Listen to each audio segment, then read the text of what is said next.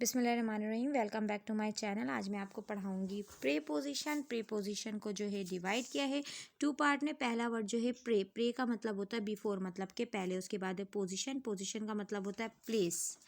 इसका मतलब ये है कि पोजीशन से पहले जो वर्ड आए वो क्या कहलाता है, प्रीपोजिशन। कैसे, एग्जाम्पल में बताती हूँ मैं आपको। एग्जाम्पल्स में देखिए, मैंने यहाँ पर दो सेंटेंसेस लिखा है। ये जो दो सेंटेंस है इसमें सब नंबर 1 पर क्या है, आई गो टू स्कूल। अब ये देखिए, हमें पता है कि स्कूल जो है ये क्या कहलाता है, ये है नाउन। नाउन से पहले जो वर्ड हमने यूज़ किया है वो वर्ड क्या है, वो है टू। तो टू क्या है, ये है preposition, because two is use before the noun. अब नेक्स्ट सेंटेंस में देखें, होम। होम जो है वो नाउन है, और होम से पहले जो वर्ड यूज़ किया गया at, she is at home. तो ये एट जो है, ये एट क्या है, ये कहलाएगा प्रीपोजिशन। वाई, बिकॉज ये जो है यूज़ हुआ है नाउन से पहले। तो ये बात याद रखें कि वो वर्ड जो नाउन से पहले यूज़ किया जाए वो कहलाता है प्रीपोजिशन। अगर मैं डेफिनेशन की बात करूं तो जो है इसकी डेफिनेशन मैं सिंपली एंड शॉर्ट तरीके में आपको बता रही हूं कि a word that is used before a noun, मतलब कि नाउन से पहले जो वर्ड आए वो कहलाता है प्रीपोजिशन। ये बात मैं आपको बार बार डिफाइन कर रही हूँ कि ये एक छोटा सा डेफिनेशन है। डेफिनेशन तो इसकी बड़ी सी है, लेकिन मैं जो है आपको बिल्कुल सिंपली और शॉर्ट में बता रही हूँ कि the word that is used before a noun. अब इसके बिल्कुल ही आगे मैंने लिख दिया, shows it's relation and other word of the sentences. अब यहाँ पर जो मैंने ये बात लिख दी है, अब स्टूडेंट्स जो है डेफिनेशन में सिंपली देखिए, a word that is used before a noun. अब इसके आगे लिखा हुआ है shows it's relation and other word of the sentences. अब क्या होता है, स्टूडेंट्स परेशान हो जाते हैं, ओ इतनी बड़ी सी डेफिनेशन याद करनी है। तो आपको इतनी बड़ी डेफिनेशन में जाने की ज़रूरत नहीं है। आप सिर्फ और सिर्फ क्या देखो, a word that is used before a noun. इसका क्या मतलब होता है कि नाउन से पहले जो वर्ड हो वो कहलाता है प्रीपोजिशन। बस जस्ट आपको फोकस करना है इसी वर्ड में। इतनी लाइन आप याद कर लो, ये याद करने की जरूरत नहीं, आप देख कर ही आप समझ सकते हो कि a word that is used before a noun. इसके आगे जो लिखा है, shows it's relation and other word of the sentences, मतलब कि जो दूसरा जो वर्ड होता है, मतलब कि ये रिलेशन भी शो करता है। अब ये रिलेशन किस तरह शो करता है ये आपको बताऊं। जैसे आपने सेंटेंस सुना होगा कि I went to Lahore by aeroplane, I go to school by bus. मतलब कि यहाँ ऐसे जुमले जिसमें दो प्रीपोजिशन यूज़ हो रहा होता है, एक नाउन से पहले और एक में रिलेशन बताया जा रहा होता है कि हम किसके ज़रिए जा रहे हैं। तो ऐसे सेंटेंसेस सिस भी जो है, अब ऐसा नहीं होता कि इसमें एक ही प्रीपोजिशन है, ये दोनों ही प्रीपोजिशन होता है। एक जो है नाउन से पहले आता है और एक जो है रिलेशन जाहिर कर रहा होता है। तो इसीलिए डेफिनेशन मैंने आपको पूरी बताई है, लेकिन आपको जस्ट सिंपली याद करना है कि the word which is use before a noun that is called preposition.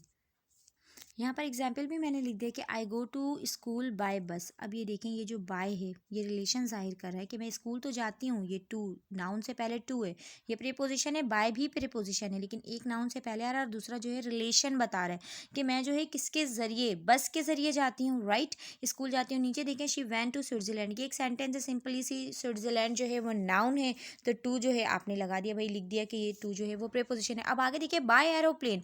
अब इसमें ये भी बता रहा है कि मैं जो स्विट्ज़रलैंड जाती हूँ वो कैसे जाती हूँ, बाय एरोप्लेन। मतलब मैं जो स्विट्ज़रलैंड गई थी वो किससे गई थी, एरोप्लेन के जरिए गई थी। अब यहाँ पे रिलेशन भी बता दिया गया है, तो ये बाय भी प्रीपोजिशन है, टू भी प्रीपोजिशन है।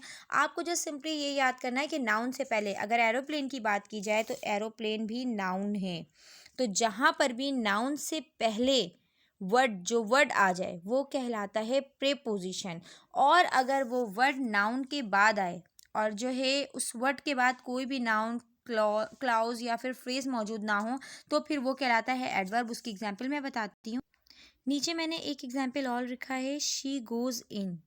अब यहाँ पर देखिए कि शी गोज़ इन जो लिखा है मैंने, ये इन जो है, अब आप कहेंगे कि ये इन तो जो है ये प्रीपोजिशन है। बिल्कुल आपकी बात सही है, ये प्रीपोजिशन है, लेकिन इन के बाद यहाँ पर कोई भी नाउन मौजूद नहीं है। तो जब नाउन मौजूद नहीं है तो फिर ये इन क्या हो जाएगा, ये इन हो जाएगा एडवर्ब। तो हम इसे प्रीपोजिशन नहीं कहेंगे, क्यों, क्योंकि इस इन के बाद ना ही यहाँ पर नाउन मौजूद है, ना प्रोनाउन है, ना जेरेंड है, ना फ्रेज है, ना क्लाउज है। तो जब gerund, noun, phrase, clause, pronoun कुछ भी मौजूद ना हो, जस्ट और जस्ट प्रीपोजिशन हो, तो वो प्रीपोजिशन नहीं कहलाता, वो एडवर्ब कहलाता है। शी गो जो एक रूल है वो ये है प्रीपोजिशन टू में कि अगर प्रीपोजिशन टू के बाद वर्ब की फर्स्ट फॉर्म आए तो वो कहलाता है इन्फिनेटिव, और अगर प्रीपोजिशन टू के बाद नाउन आ जाए तो फिर वो कहलाएगा प्रीपोजिशन। मतलब कि जहन में ये बात रखें कि टू के बाद अगर वर्ब की फर्स्ट फॉर्म है तो वो हो जाएगा इन्फिनेटिव। जैसे आई वॉन्ट टू गो, मैं जाना चाहती हूँ। अब वांट के बाद टू के बाद गो आ रहा है, I want to go. To के बाद क्या आ गया, गो आ गया, वर्ब के फर्स्ट फॉर्म आ गया, ये हो गया इन्फिनेटिव।